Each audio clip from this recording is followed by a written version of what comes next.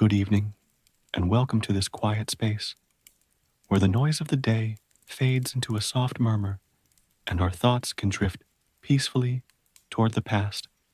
Tonight, we will journey back in time, seeking the serene and ordered world of a medieval monastery, a place of quiet devotion, structured purpose, and enduring legacy. Let us close our eyes and imagine a life governed by the tolling of a bell, a rhythm of prayer and work that shaped not only souls, but the very landscape of Europe. Our monastery stands nestled in a gentle valley, its sturdy stone walls providing a clear separation from the secular world, creating a sanctuary dedicated entirely to God. The very stones of the abbey were often quarried nearby, hewn from the land by the monks themselves, binding the community physically to its chosen home. The heart of this sacred space is the great abbey church, its spire reaching toward the heavens as a constant, silent reminder of the community's ultimate purpose and devotion.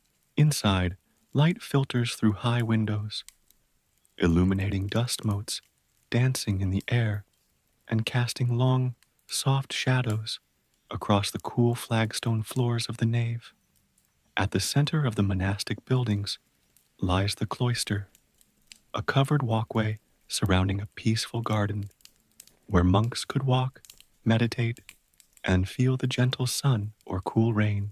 This central garden was often a symbolic representation of Eden, a small paradise on earth where the monks could contemplate the perfection and beauty of God's creation. Clustered around this tranquil square were the most important rooms for communal life, the chapter house for meetings, and the refectory for silent meals together. Life within these walls was structured around the rule of Saint Benedict, a guide for communal living that balanced prayer, study, and manual labor in a harmonious daily cycle. The rule emphasized humility, stability, and a continuous conversion of life, asking a man not for perfection, but for a constant, gentle effort to improve himself. The entire year followed a sacred pattern known as the rota, or wheel, which dictated the specific psalms, hymns, and readings for each day, connecting them to the seasons. A central part of this daily order was the meeting in the chapter house, where a chapter of the rule was read, and the community discussed its business and confessed their faults. The day began long before sunrise, in the deep stillness of the night, when the first bell would summon the monks from their simple beds for the service of matins. Gathered in the cold, dark church, their voices would rise together in the first of the day's prayers, their chants filling the vast, echoing space with solemn devotion. As the first hint of dawn appeared, the monks would assemble again for lauds, the morning prayer, offering praise and thanks as the world outside began to awaken. Throughout the day, the bells would toll to mark the passing hours and call the community to prayer. Prime at sunrise, terce, sext, and none, marking the mid-morning and afternoon. Each of these services, known collectively as the divine office or the work of God, was a punctuation mark in the day, refocusing the mind on the spiritual path. The leader of this devout community was the abbot, viewed as the father of the monastery, responsible for the spiritual and material well-being of every monk under his care. He was assisted by the prior, his deputy, who managed the day-to-day administration, ensuring that the complex machinery of the monastery ran smoothly and efficiently. The novice master held a vital role, patiently guiding the young men who wished to join the order, testing their sincerity and teaching them the ways of monastic life. Another key figure was the guest master, who welcomed travelers with grace, for the rule stated that all guests should be received as if they were Christ himself. Each monk had a specific role. The cantor led the choir and oversaw the library, while the sacristan cared for the sacred vessels and vestments used in the church services. The chamberlain was responsible for the clothing and bedding of the monks, ensuring each brother had a warm woolen habit, sandals, and a clean straw-filled mattress. The cellarer was in charge of all provisions, managing the kitchens, bakery, and brew house to ensure the community was fed and had drink for its table and for its guests. Upon entering the monastery, each man took solemn vows of poverty, renouncing all personal possessions and chastity, dedicating his life entirely to God's service. They also vowed obedience to the abbot, surrendering their own will to the collective good and the established order of their shared monastic existence. This obedience wasn't seen as a loss of freedom, but as a liberation from the burden of pride and personal desire, allowing for a more profound inner peace. After the morning prayers and a sparse breakfast, the monks would turn to their daily labor, following the Benedictine principle that to work is to pray. Many would file out to the monastery's extensive fields and distant farms, known as granges, which were vital for producing the large amounts of grain needed for bread. They practiced crop rotation and careful land management, often transforming marshland and dense forests into productive, well-ordered agricultural landscapes. A special walled garden, the Physits garden, was carefully tended, growing a wide array of herbs, not for flavor, but for their medicinal properties to heal the sick. Here one could find chamomile for calming, lavender for soothing headaches, and potent comfrey, known as knitbone, for helping to mend fractures and wounds. Another monk, the apiarist, would gently tend to the monastery's beehives, collecting the sweet honey for food and the precious beeswax for making pure, bright candles for the church. The rhythmic thud of an axe could be heard from the woods, where brothers gathered timber for building and for the fires that warmed the chapter house in winter. The steady, ringing clang of a hammer on an anvil would drift from the blacksmith's forge, where another brother skillfully shaped glowing iron into essential tools and sturdy hinges. On many monasteries, with flocks of sheep, the wool would be shorn, cleaned, and spun into thread, which was then woven into rough, durable cloth by other skilled hands. Inside the monastery walls, others were engaged in essential crafts, baking dark, dense bread in the ovens, or brewing the nutritious ale that was a staple of the medieval diet. But perhaps the most famous of all monastic labors took place in the quiet, focused atmosphere of the scriptorium, the monastery's writing room.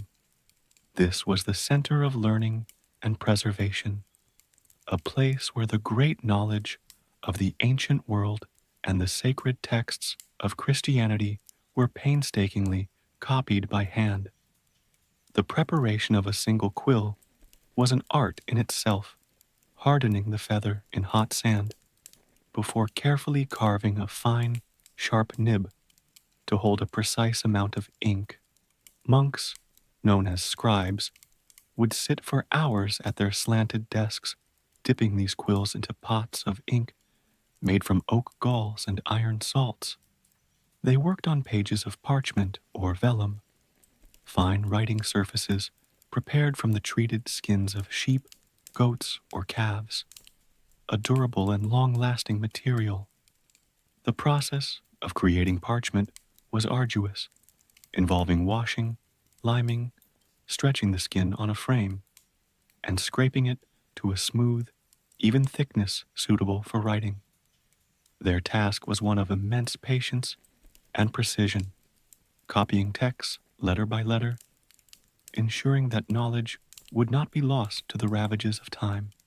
They copied not only the Bible and works of theology, but also classical Roman texts on agriculture, science, and poetry, preserving them for future generations.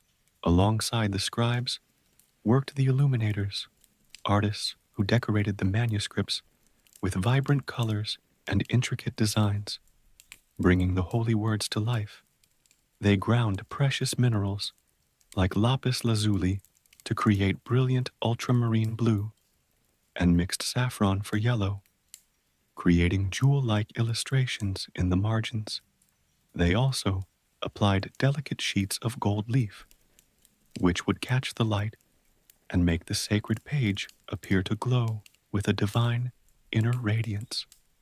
Once the pages were complete, the bookbinder would take over, carefully sewing the folded sheets together and binding them between strong covers of wood and leather.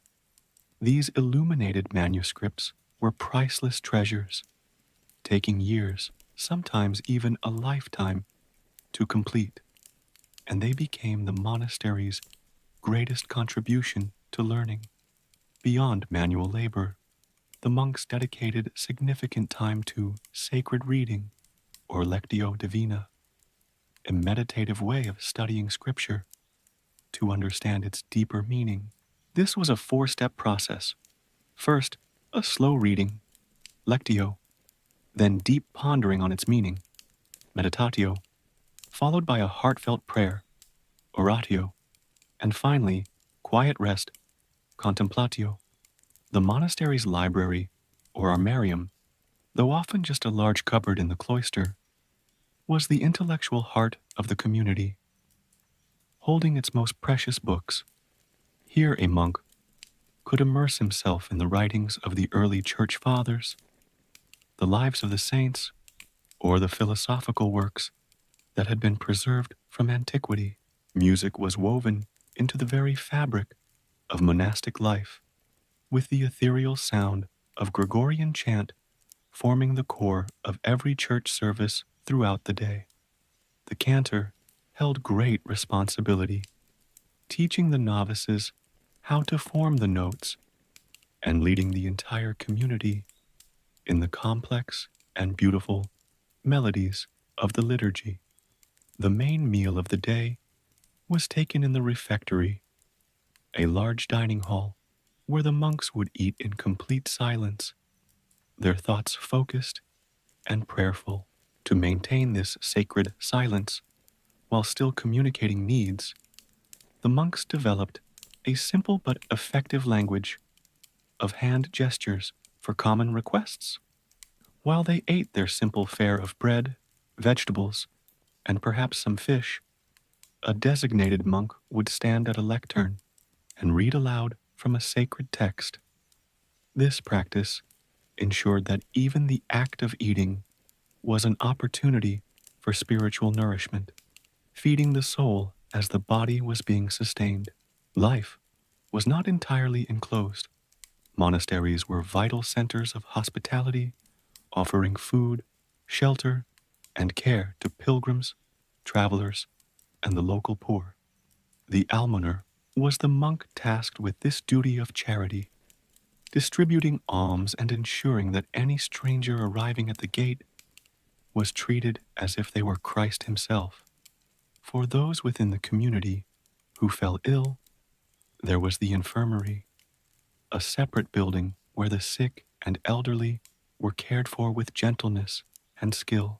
This was not only a place for healing, but also a place of peaceful retirement, where older monks, their years of hard labor done, could live in greater comfort and quiet. The infirmerer would use remedies prepared from the herbs in the physic garden, applying knowledge passed down through generations of monastic healers. As twilight began to fall, the monks would gather in the church for vespers, the evening service, their voices rising in chant as the shadows lengthened in the cloister. This was a time of reflection, a serene and peaceful service that brought the main part of the working and praying day to a gentle close. After Vespers, there might be a short period of reading before the final service of the day, a beautiful and quiet prayer known as Compline. Compline was a prayer for protection through the coming night, a final commendation of the soul to God before the community retired to sleep. At its conclusion, the abbot would walk through the church, sprinkling holy water and giving his final blessing to his brothers for the night. Following this last service, the great silence began, an absolute quiet that would last until the morning prayers, cloaking the monastery in profound peace. The monks would return to the dormitory, a communal sleeping area with simple straw mattresses, the darkness broken only by a single flickering candle.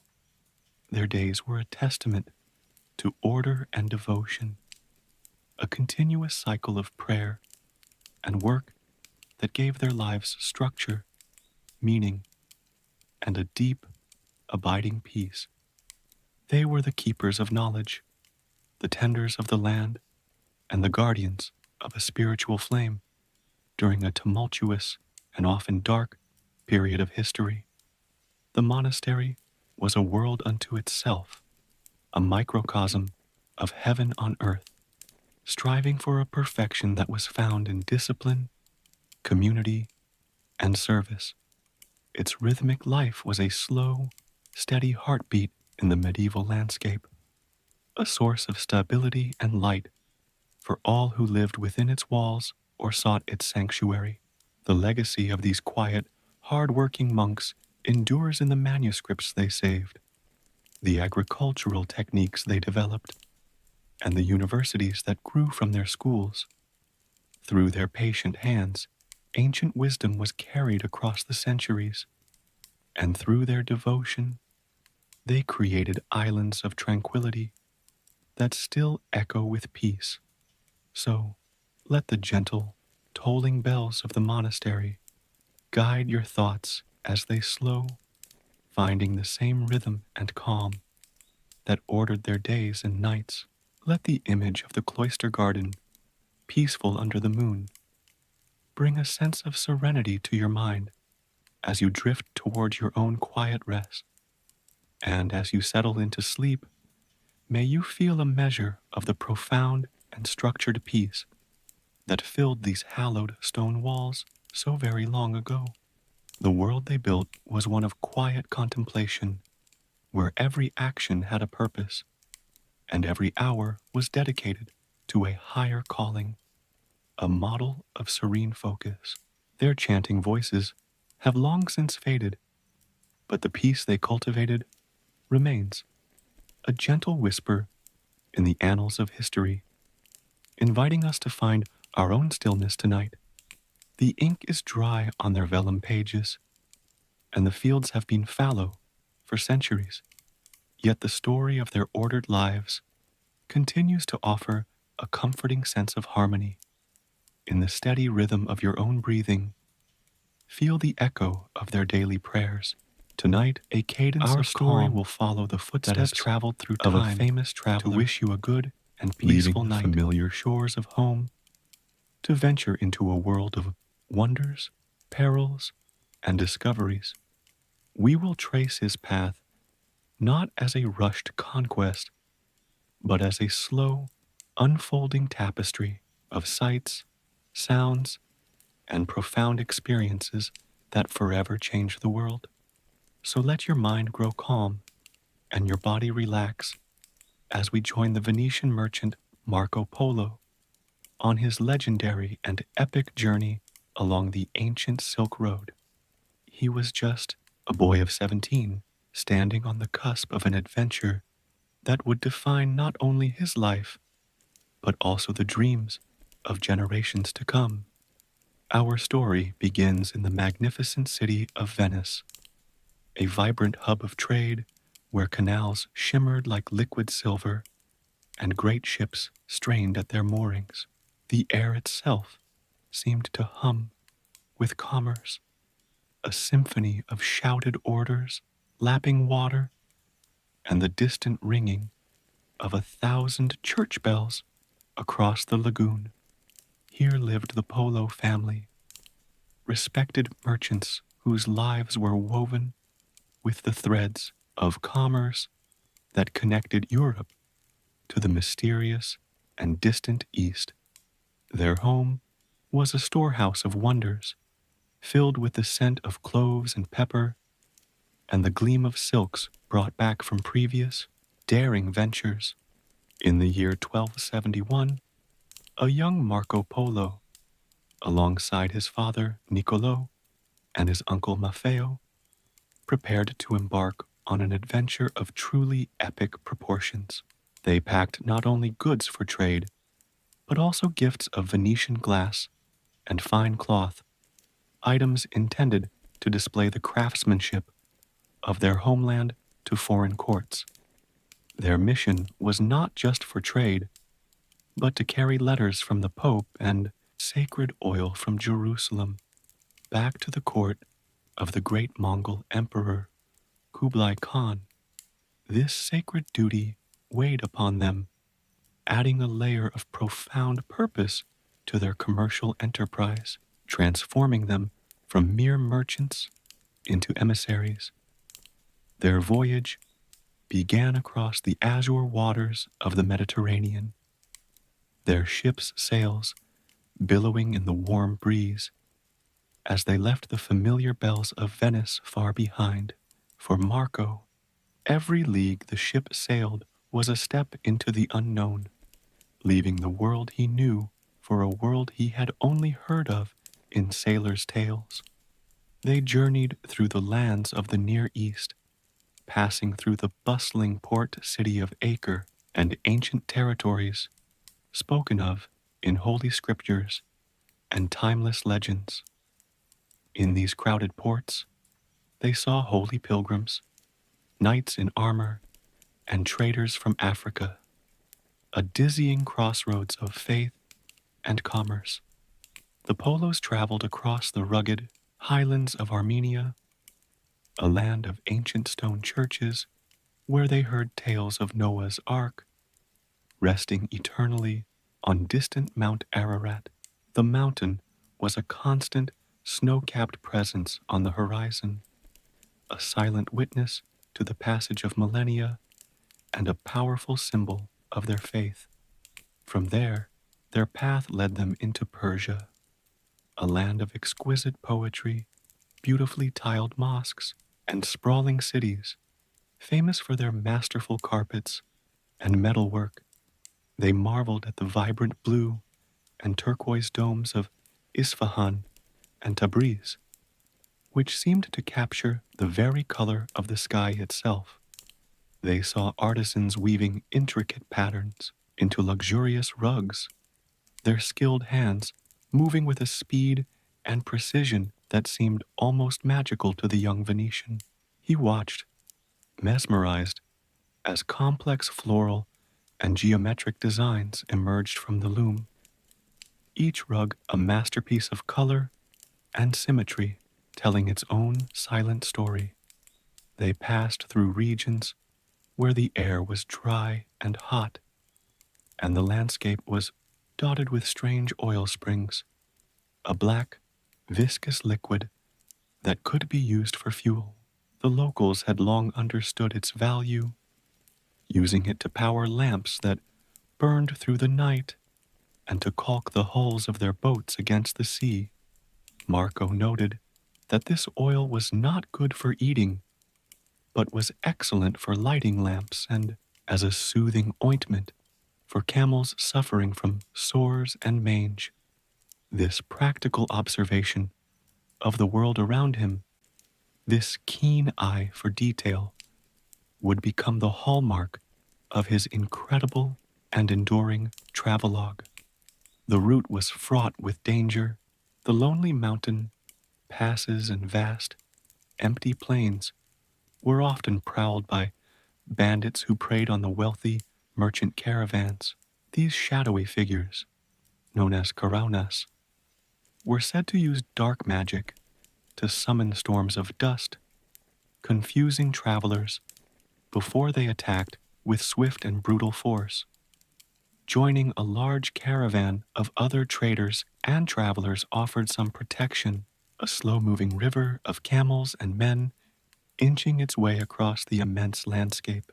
This traveling community became their temporary home, a shared space of mutual reliance, where a watchful eye or a shared piece of bread could mean the difference between life and death. At night, they would make camp under a brilliant canopy of stars, the air filled with the scent of cooking fires, the soft murmur of different languages, and the lowing of camels.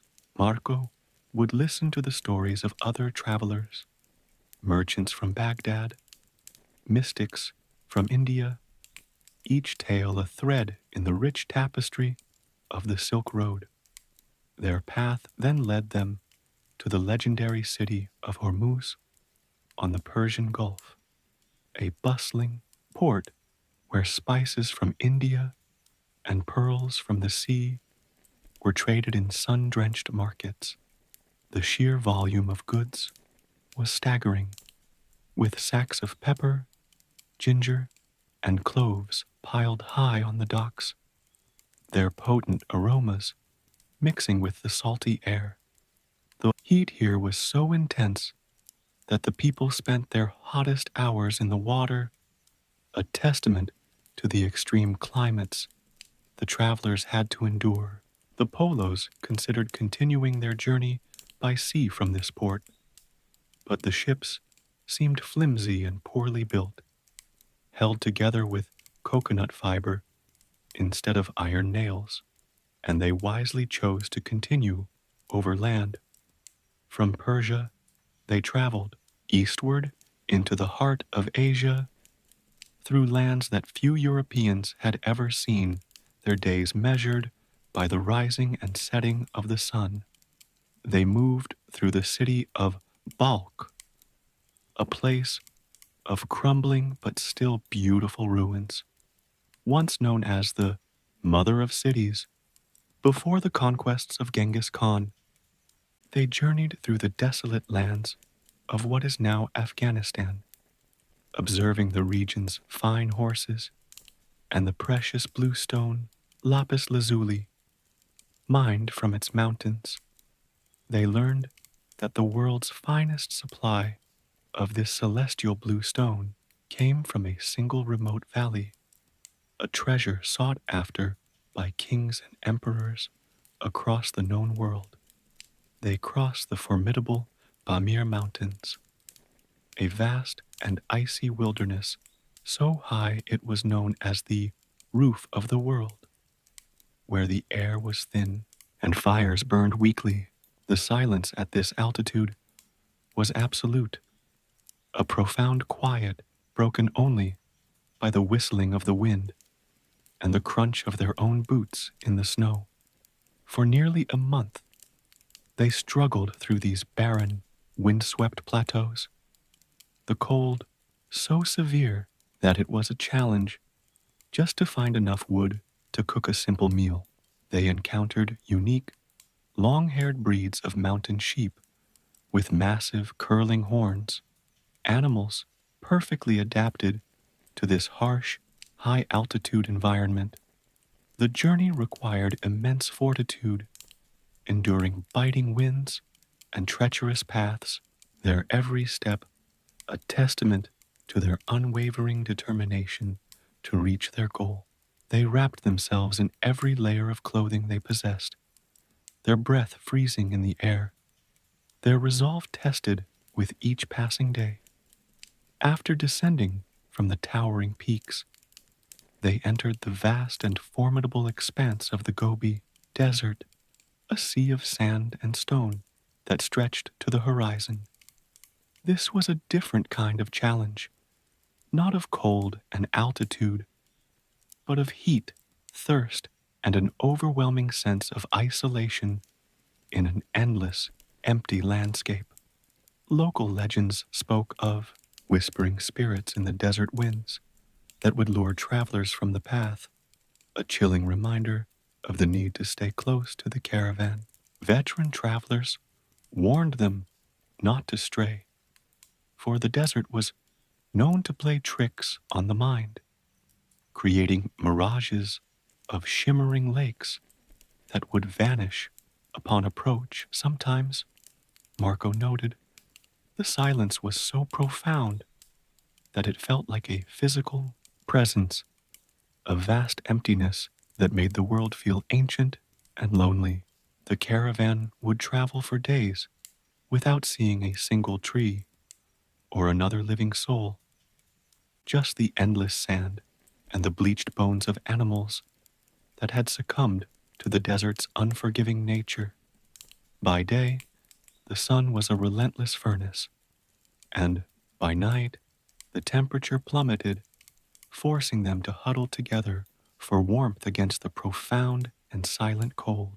They learned to navigate by the constellations, which shone with an unparalleled clarity in the dry, clear air, a celestial map guiding them eastward.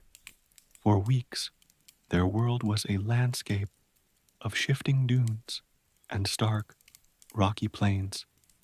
Their only guide the sun, the stars, and the experienced caravan masters. Their water supplies dwindled, and their food was monotonous, but the discipline of the caravan kept them moving forward, one steady step at a time. Finally, after what seemed an eternity, they would arrive at an oasis, a miraculous splash of green with its life-giving water, date palms, and fortified city walls. The sight of the first palm tree on the horizon would send a ripple of relief and joy through the entire caravan, a promise of rest and replenishment. These oasis cities, like Kashgar and Samarkand, were jewels strung along the Silk Road, bustling with merchants of every description and nationality imaginable. They were vibrant, self-contained worlds, protected from the harsh desert by high mud brick walls, their narrow streets a welcome shade from the relentless sun. The air in their markets was thick with the scent of exotic spices like cinnamon and cloves, the vibrant colors of silk bolts, and the glint of precious gems. Here, Marco saw goods he had only dreamed of: lustrous pearls, deep blue lapis lazuli, and fiery red rubies, all being bartered for and weighed with great care. He listened to the symphony of languages, observing the diverse cultures of the Sogdian, Persian, and Turkic traders who had made the Silk Road their home. The journey continued, an endless series of long, arduous treks, punctuated by the vibrant life of these incredible trading posts, each one a world unto itself. After more than 3 long years of travel, the Polos finally reached the borders of Cathay, the vast and magnificent realm of the great Kublai Khan. The landscape changed once more, becoming greener and more populated with well-tended farmlands, busy towns, and remarkable feats of engineering like wide, paved roads. Marco was amazed by the use of blackstones or coal, which people dug from the mountains and burned for heat, a fuel that produced far more warmth than wood. He also marveled at the concept of paper money, a light and convenient form of currency made from mulberry bark and stamped with the Khan's official seal. At last, they arrived at the Khan's spectacular summer palace of Xanadu, a breathtaking creation of marble and gilded halls set amidst beautiful parks and fountains. Here they were brought before the mighty Kublai Khan, the grandson of Genghis Khan, an emperor of immense power, wisdom, and curiosity about the outside world. The Khan was delighted by the return of the Polos and was particularly captivated by young Marco, impressed by his intelligence and his keen powers of observation. He asked them countless questions about their journey, their homelands, and the rulers of Europe. Eager to learn about the world beyond his vast domain, he welcomed them into his court, a place of incredible ceremony and opulence, where thousands of nobles and officials served the great Khan with absolute loyalty. Marco quickly learned the Rotor languages and customs of the Mongol court, and the Khan, trusting his abilities, decided to make use of the young Venetian's talents. He appointed Marco as his personal envoy, a position of great honor that would send him on diplomatic missions to the farthest reaches of the Mongol Empire. For the next 17 years, Marco Polo traveled across China, a land of ancient traditions, advanced technology, and immense natural beauty.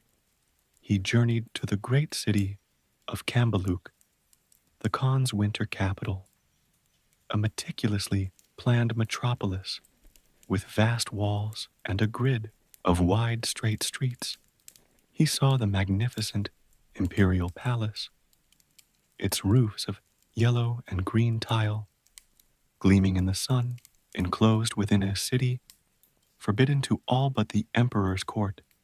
His travels took him south, along the Grand Canal, an incredible man-made waterway, teeming with boats carrying grain and goods throughout the empire.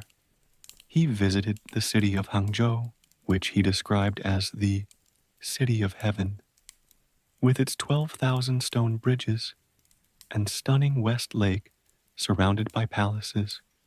He visited cities with populations larger than any in Europe, marveling at their bustling commerce, their great bridges, and their sophisticated civil administration. He was astonished by the efficient postal system with stations every 25 miles where messengers could obtain fresh horses to carry news at incredible speeds.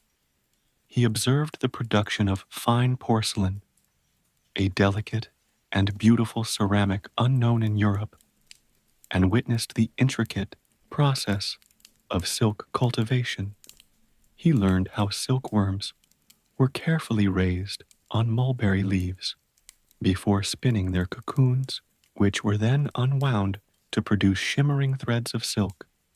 He documented the customs, religions, and daily lives of the people he encountered, from the tranquil Buddhist monasteries to the bustling marketplaces. Marco dutifully reported all his findings back to Kublai Khan, who listened with great interest, valuing the young Venetian's honest and detailed accounts. But after so many years in service to the Khan, the Polos grew homesick, their hearts longing for the familiar canals and churches of their native Venice. The aging Khan was reluctant to let them leave, having grown fond of his European advisors, but an opportunity eventually arose for their departure.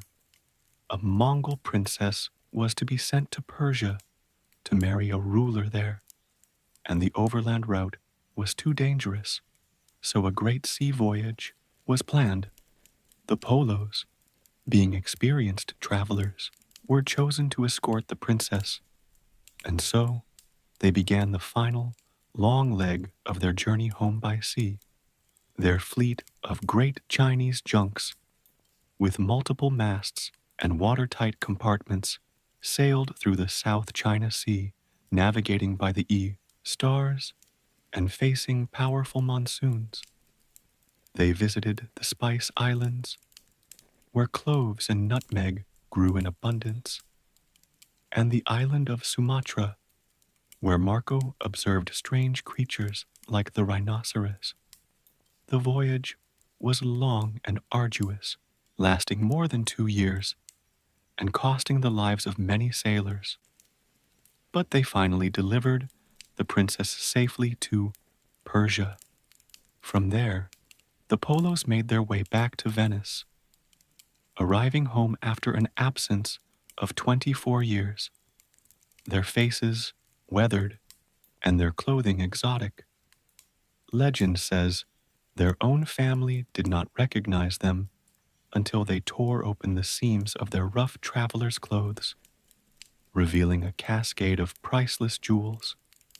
They were laden not just with jewels and silks, but with something far more valuable, stories of a world beyond anything their countrymen could have possibly imagined. Later, Marco's detailed accounts would be written down in a book called The Travels of Marco Polo, which became one of the most famous travelogues in history. Marco Polo's tales of the magnificent court of Kublai Khan, of paper money, and of the vast, ordered empire of the East would change Europe's view of the world forever. His journey, a testament to human courage and curiosity, opened a window onto a distant and dazzling civilization connecting two different worlds. So as you drift into sleep, imagine the slow, swaying gait of a camel caravan crossing a vast desert under a blanket of brilliant, silent stars. Picture the bustling, colorful markets of a Silk Road oasis, the air fragrant with spices, the murmur of 100 different languages, a gentle, lulling sound, and let the spirit of this incredible adventure, the quiet courage and the endless wonder, guide you into a deep and peaceful rest filled with dreams of faraway lands